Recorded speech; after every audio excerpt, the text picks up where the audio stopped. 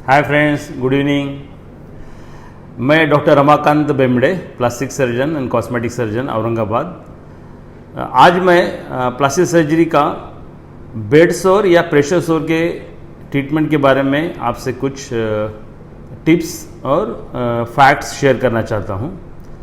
Pressure सोर या bed सोर या डिक्यूबिटिस अल्सर, ये टर्मिनोलॉजी उस जख्म के लिए यूज़ की जाती है जिसमें पेशेंट जब हॉस्पिटलाइज रहता है बेड पे, तो किसी कारणवश अगर प्रेशर ज़्यादा देर तक रहा उसके शरीर के कुछ पार्ट में, तो वो प्रेशर से जो जख्म होता है उसको बेड सोर बोलते हैं। सिंपल है, बेड पे लेटा हुआ पेशेंट है और बेड पे लेटने के बाद में प्रेशर की वजह से उसको जख्म हुआ है, तो ऐसी जख्म को प्रेशर सोर या बेड सोर बोलते हैं। यस, ये बेड सोर या प्रेशर सोर कुछ मायने में प्रिवेंटेबल है, इसको प्रिवेंट कर सकते हैं, बट कुछ कंडीशंस ऐसे रहते हैं, पेशेंट के कंडीशन जहाँ पेशेंट हिल नहीं सकता है, मोबिलिटी नहीं रहती है, जैसा आप बोलते हैं पैराप्लेजिया है, हेमीप्लेजिया है, या पैरालिसिस हुआ है पेशेंट को, तो उसमें वो हलचल नहीं कर सकता है। तो बहुत देर तक पेशेंट का जो बोनी प्रोमिनेंस है, जहाँ पे हड्डी है, हड्डी का जो एरिया है, जैसा सीट का एरिया है, पैर के टाचों का एरिया है, सर का भी पीछे का एरिया है, एल्बो का जो एरिया है, तो ऐसे एरिया में, या थाई का अगर साइड में एक साइड में हो गया तो जो हड्डी आती है वो हड्डी का एरिया है, या व्हील चेयर पर बैठा है बहुत देर तक, तो व्हील चेयर पे जो सिटिंग पे जो हड्डी रहती है वो एरिया है, ये एरिया में कॉमनली बेड सोर होता है।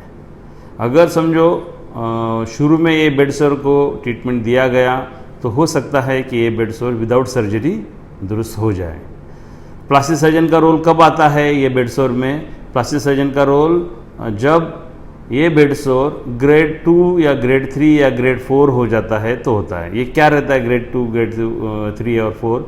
जब पेशेंट के जख्म का बड़ा पोर्शन पूरी तरह से मृत हो गया हो, जैसा उसको स्लफ बोलते हैं या नेक्रोसिस बोलते हैं, और नीचे का मांस ओपन हो गया है, या हड्डी ओपन हो गई है, या स्नायु ओपन हो गए हैं, तो ऐसी कंडीशन में इस प्रकार का बेड सोर प्लास्टिक सर्जरी, ऐसे बेड सोर के लिए प्लास्टिक सर्जरी करना ज़रूरी होता है, क्योंकि इतना बड़ा टिश्यू लॉस जो भी होता है, ये टिश्यू लॉस कोई ड्रेसिंग से या कंजर्वेटिव लाइन ऑफ ट्रीटमेंट से, मेडिसिन से नहीं भर सकता है।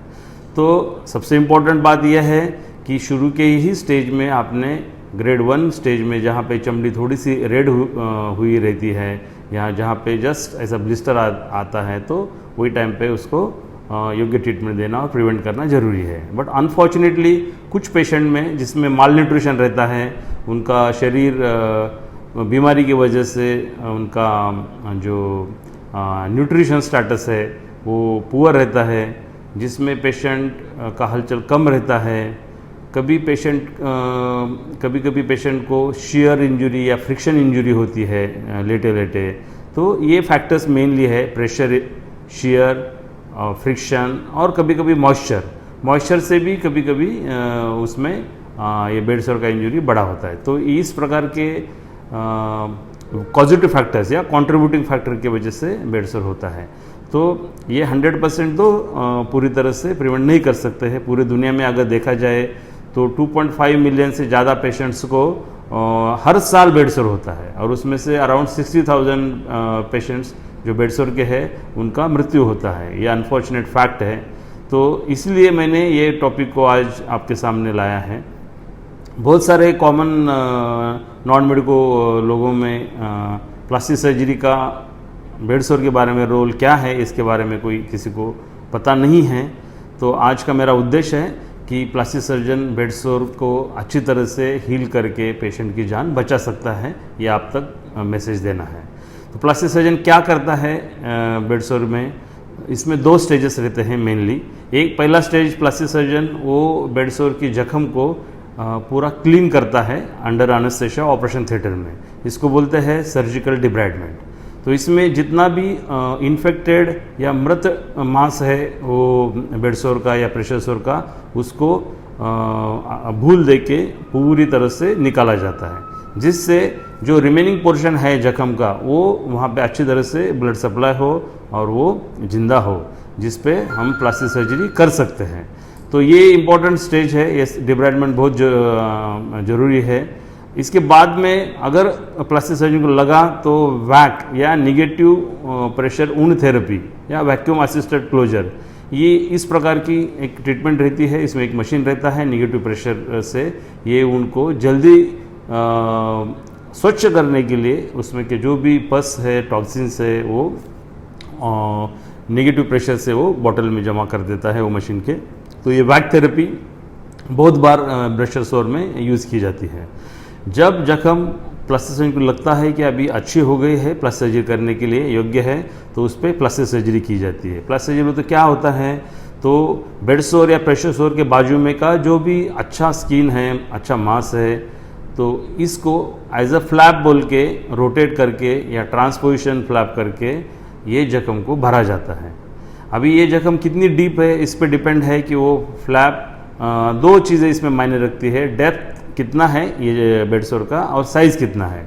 अगर मीडियम साइज़ तक है और डेप्थ बोन तक भी है, तो लोकल टिश्यू, जो लोकल फ्लैप बोलते हैं, बाजू के जो मांस है, उसको प्लास्टिक सर्जरी टेक्निक से VY एडवांसमेंट या यस प्लास्टी या परफोरेटेड ब्लेस फ्लैप या फेशिकुडेंस फ्लैप से उसको वो गड्ढे को भरा जाता है।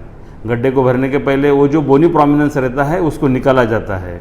कभी कभी ऑस्टियोमाइलिटिस रहता है वो बोन में, तो ऑस्टियोमाइलिटिक जो बोन रहता है, जो इन्फेक्टेड बोन रहता है, उसको निकाला जाता है और ये फ्लैप से पूरा गड्ढा भरा जाता है। इसमें ये ध्यान में रखा जाता है कि उसका जो सूचर लाइन है वो सूचर लाइन बोनी प्रोमिनेंस पे न आ जाए, नहीं तो फिर से उसमें बेड सोर होने के 5-10% चांसेस रहते हैं। तो प्लास्टिक सर्जन ये ख्याल रखता है। कभी कभी बहुत ही बड़ा जख्म है, बहुत बड़ा वुंड है, बाजू का मांस वगैरह भी ज़्यादा अवेलेबल नहीं है, तो ऐसी स्टेज में माइक्रोवास्कुलर फ्लैप सर्जरी लग सकती है, जिसको हम फ्री फ्लैप बोलते हैं। तो कुछ 5-10% जो बहुत ह्यूज अल्सर है, बेड सोर है, तो इसमें ये फ्री फ्लैप भी लग सकता है। और इसके बाद में पेशेंट को क्या ख्याल रखना है, सबसे इम्पॉर्टेंट बात है पेशेंट का और पेशेंट के रिलेटिव का मोरल इसमें हाई रखना चाहिए, उनको कॉन्फिडेंस देना चाहिए। ये इस प्रकार के पेशेंट और रिलेटिव बहुत मेंटली परेशान रहते हैं, क्योंकि पेशेंट बहुत दिनों से बेड रिडन रहता है, बहुत दिनों से हॉस्पिटलाइज रहने की वजह से उनका दवा पानी का, एंटीबायोटिक का और हॉस्पिटलाइजेशन का खर्चा भी बढ़ता है, तो वो मेंटली एग्जॉस्टेड रहते हैं, फिजिकली एग्जॉस्टेड रहते हैं। तो उनको सपोर्ट करना, मेंटल सपोर्ट करना, साइकोलॉजिकल सपोर्ट करना बहुत इंपॉर्टेंट है। और उनको पूरा आपने एजुकेट करना चाहिए कि इसको अभी फिर से बेड सोर न हो जाए, इसलिए क्या क्या प्रिकॉशन लेना चाहिए। जैसे कि हर 2 घंटे को उनका पोजीशन चेंज करना चाहिए। जो ऑपरेटेड एरिया है उस पर पेशेंट ने सोना नहीं चाहिए, उस पर प्रेशर नहीं आना चाहिए। कुछ सॉफ्ट पिलोज रहते हैं, सिलिकॉन जेल शीट्स रहते हैं, मैट्रेस रहते हैं, उसका इस्तेमाल इसमें करते हैं। स्पेशल एयर बेड्स रहते हैं, उसका इस्तेमाल हम करते हैं। इसमें नर्सिंग का भी बहुत बड़ा रोल है, तो हम बोलते हैं कि इसमें हेल्प करेंगे, उसका नंबर 1 कंट्रीब्यूशन रहता है हीलिंग में। अगर पेशेंट चेयर पे है, मोबिलाइज कर रहे हैं, तो चेयर पे 1 घंटे से ज़्यादा प्रेशर नहीं रखना चाहिए। तो ये इंपॉर्टेंट चीज़ है। मॉइस्चर उसमें नहीं रहना चाहिए, ड्राई रहना चाहिए सरफेस।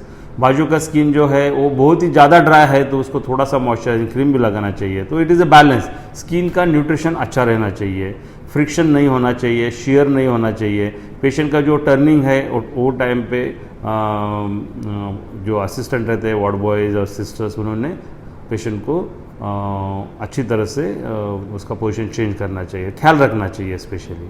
और साधारण 6-7 दिन के बाद इसका जो ड्रेन रहता है वो निकाला जाता है, और सूचर जनरली हम 15 या 20 दिन के बाद निकालते हैं। और हम पेशेंट को और पेशेंट के रिलेटिव को भी एजुकेट करते हैं कि ये फिर से बेड सोर न हो जाए। तो दोस्तों, होप ये वीडियो के द्वारा आपको बेड सोर या प्रेशर सोर के बारे में मैंने प्लास्टिक सर्जन्स का रोल क्या है ये बताने की कोशिश की है। आपको ये पूरा ध्यान में आ गया है। और सबसे इम्पोर्टेंट बात यह है कि जब प्रेशर सोर बड़ा है तो इसमें जख्म में कोई ड्रेसिंग से जादू नहीं होने वाला है, या कुछ एंटीबायोटिक से जादू होने वाला नहीं है, वो जख्म भरने वाला नहीं है। तो ऐसे बड़े जख्म में, ऐसे बड़े बेड सोर में टाइम गंवाना नहीं चाहिए। पेशेंट्स का, पेशेंट के रिलेटिव का जो भी ये है काउंसलिंग है वो करके उनको प्लास्टिक सर्जरी के लिए आपने बोलना ज़रूरी है। अगर प्लास्टिक सर्जरी जल्दी नहीं करेंगे तो जो 2nd डिग्री और 3rd डिग्री बेड सोर है वो 4th डिग्री तक जा सकता है, जो कि दुरुस्त होने में ज़्यादा टाइम लग सकता है। तो प्लीज़ जब बेड सोर बड़ा है तो उसमें कुछ भी प्रकार की ड्रेसिंग या कुछ भी प्रकार का एंटीबायोटिक या कुछ भी प्रकार का मलम क्रीम फ़ायदा नहीं रखेगा, कुछ भी इम्पोर्टेड ड्रेसिंग फ़ायदा नहीं रखेंगे। तो इसमें प्लास्टिक सर्जरी का रोल बहुत इंपॉर्टेंट है, जिससे पेशेंट जल्दी दुरुस्त हो जाए।